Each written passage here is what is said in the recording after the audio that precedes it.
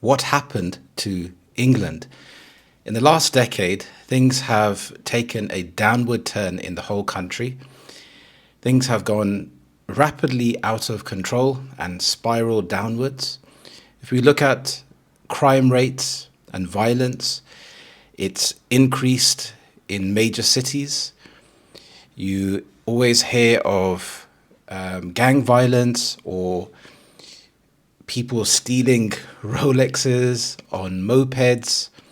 And when this is reported globally, all around the world, it doesn't give a good impression of the UK.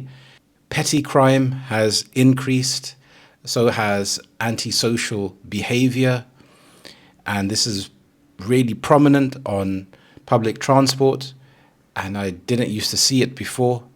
So why has this increased? Why have people become so emboldened and have a lack of fear when it comes to antisocial behavior? Well, for one, I can understand people's frustration, but there's a lack of fear. There are no repercussions for this type of behavior. So if people can get their kicks by making someone else feel terrible and they are not going to face any repercussions, it just gives them more ammunition to be brave and disrupt people's lives. And it feels like when you try to point out this type of behavior, the people creating the antisocial behavior will just laugh in your face and just do it even more out of spite. So this is not a good place, and it's not a good place for people to live when they are having to face this antisocial behavior. Maybe you have a mortgage or you're renting in that particular area. So it's not as easy as just saying, okay, go and find a different place to live, because you have to pay for your mortgage. So you can't just pick up and go to a different area. I think the government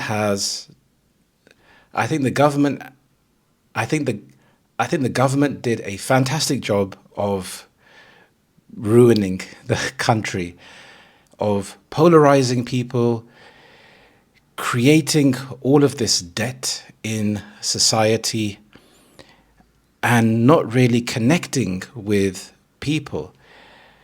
And it just gives people a sense of mistrust.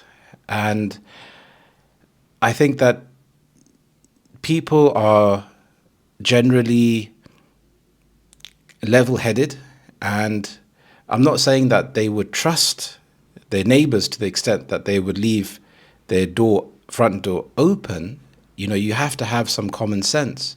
But when the government is increasing the cost of everything, and you can see that your wages are not increasing, yet you have to keep paying your bills, it's very, very difficult to not feel frustrated.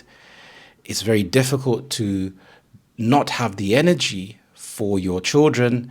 And I can see why these children would act out and vent their frustration. But that's still not an excuse, because this seems to be the general feeling that the country has got out of control, especially after Brexit. England does not feel like a developed country. It does not feel like a country on the world stage. And it used to be like this. It still attracts lots of tourists because of the history. You have lots of things to see and to do, and the countryside is beautiful. But a lot of the major cities, you can see that they are becoming run down. Even if you go out into the suburbs and you see the condition of some of the roads, you can see that there's been a decline in the funding that's available to have these public services, to have these roads that are in good condition. Everything seems to be cashless and soulless. If you go into supermarkets, you will see more and more self-service machines, and you're not interacting with humans. And even when you are interacting with humans, sometimes they will just ignore you, no eye contact, no communication there. It's just transactional. And it feels like these businesses are trying to maximize their profit. Yes, that's understandable. But when you're taking out the human element of something simple as going to the supermarket, getting some groceries, asking the person at the checkout how they are, and making casual conversation, this seems to be something which is becoming non-existent. Everything seems to be transactional, and you feel cut off from humanity and other people, unless it's people that you directly know and within your circle, and then that seems to be fine. But we seem to be a community within a community on islands that are not communicating with each other, because England has been a place of diversity. And I think diversity is amazing because you get to experience different cultures, different languages, different foods. With more and more people in central areas, there is not enough housing. And when there is housing, it's not affordable. It's out of people's reach. Rents are being increased. There is no control on rent prices. Landlords can get away with charging whatever they want and increasing the amount.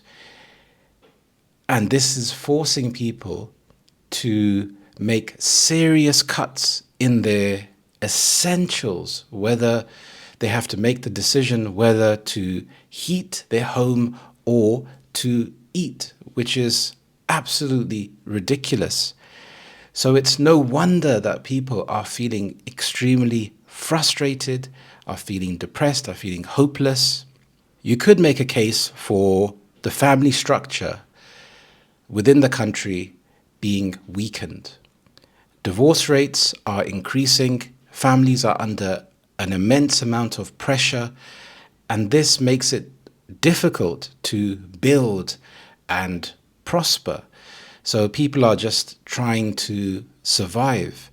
And unless you are in a fortunate position to inherit some money, then yes, you can invest that into property, but a lot of people are not. And when you have the family structure and it's just collapsed, you have a lot of children within that environment who grow up extremely frustrated and not adjusted going into adult life. So this feeling of isolation, of depression, just this cycle just continues on to the next generation. A lot of independent shops are being replaced by big corporations. And this happens all around the world. It's only natural as well for the business to try to make more profit. However, small businesses were able to survive in the past, but with increasing costs, the increase in cost of living has meant that these small businesses cannot afford to run their business because they are not making a profit. They're making a loss because these big corporations and shopping online, for example, you can find a lot of good deals, and people are opting to think about the bottom line and trying to save money. So why would they go into the local shop, which will be more expensive? But there you would get a interaction with the other person. You would have more of a sense of community. Social isolation is related to social media. If you walk around the streets in England, you will see people glued to their phone. And on social media, you can see people living these amazing lives, driving these flashy cars, having these amazing holidays, and it can make you feel frustrated. But that's not the reality.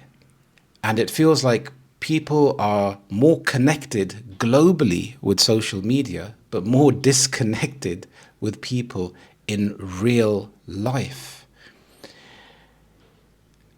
Social media can exacerbate feelings of inadequacy, especially with children and teenagers. And for example, if they're being bullied at school, when they go home, this can continue. And it feels that this needs to be a necessity, that you have to have a screen in order to be entertained. Back in the day, we only had 4 channels.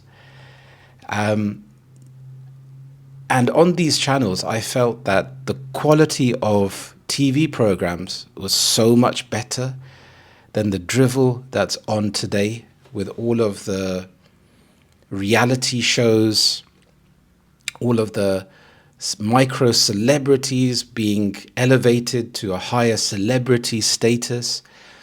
And it just feels like junk food. It doesn't feel like there's quality entertainment. There aren't enough good shows out there for people to watch. And you can go onto social media and you can get your fix of dopamine scrolling through these social media sites. And it's so quick. And it's just leaving people in a state where they want to have a quick fix of entertainment without investing any time and creativity and thinking about what's happening. They're just kind of mindless and just absorbing all of this nonsense. So it's something which can erode your brain. Obviously, it depends on what it is. But it feels like a lot of the videos that are gaining popularity are very fast paced. They may be sexualized content or content that's creating some kind of conflict. And it's a shame that we are living in a society where this trumps quality entertainment. Talking about junk food, I think a lot of people don't eat healthily. I think this is down to convenience.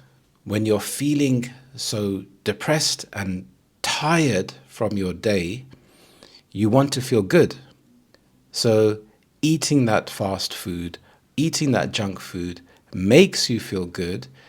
On top of that, if the weather is terrible, you don't want to go outside. So you cozy up and you eat this junk food, but it just exacerbates the situation. You don't see supermarkets advocating or really pushing for healthy food. In contrast, they will try and push their specials on cakes or crisps. But when you're consuming this food, you're not really thinking about the long term.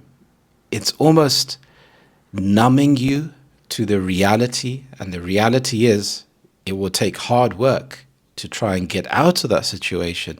But when you demand to have better, that's when things start to change.